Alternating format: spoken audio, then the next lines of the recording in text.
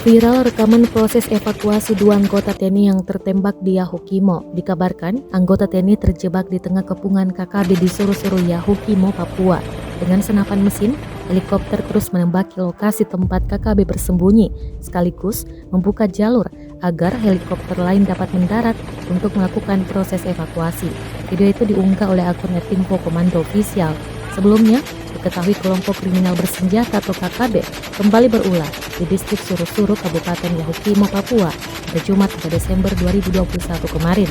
Akibatnya, satu personel TNI, yakni Serda Putra Rahadi Gugur dan Praka Soheri mengalami luka tembak.